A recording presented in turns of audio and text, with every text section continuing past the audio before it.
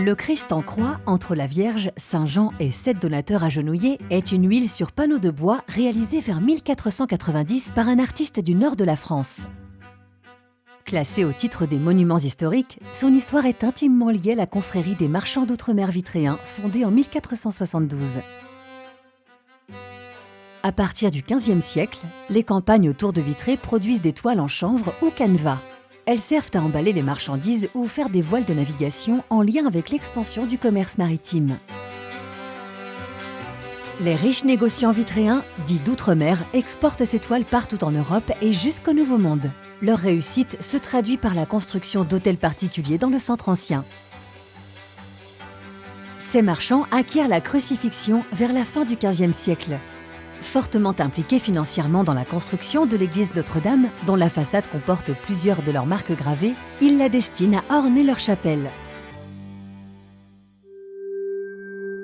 Œuvre d'un artiste picard, la crucifixion s'inspire de modèles flamands. Les marchands se font richement représenter, agenouillés sous les traits d'hommes de loi, au pied de la croix, de part et d'autre de la Vierge et de Saint Jean.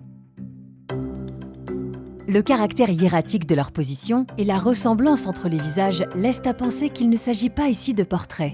On est là en présence d'une des rares figurations de marchands vitréens au XVe siècle, ce qui confère un caractère historique inestimable à l'œuvre. Si le tableau survit aux dégradations révolutionnaires, il disparaît le 17 avril 1969 à la suite d'un vol rocambolesque, commis de nuit dans l'église. Quelques semaines plus tard, la police arrête en Espagne une personne travaillant pour un gang belge qui avoue le vol.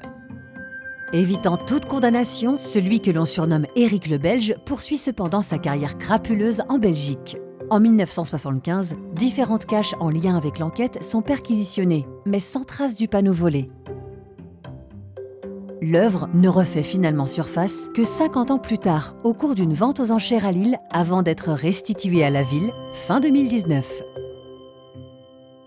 Afin de présenter au musée du château cette œuvre remarquable, la ville met en place un comité scientifique composé de conservateurs, d'historiens et de restaurateurs. Son travail s'appuie sur des analyses scientifiques réalisées au laboratoire Arc-Antique, ultraviolet, rayons X, infrarouge.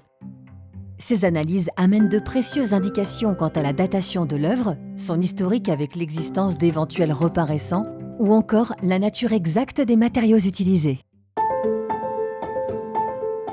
Avec l'aide financière de la Direction régionale des affaires culturelles de Bretagne, sa restauration est confiée à l'atelier de Kyriaki Tsesmeloglou de Nantes pour la couche picturale, en partenariat avec Julia Baker pour le support bois.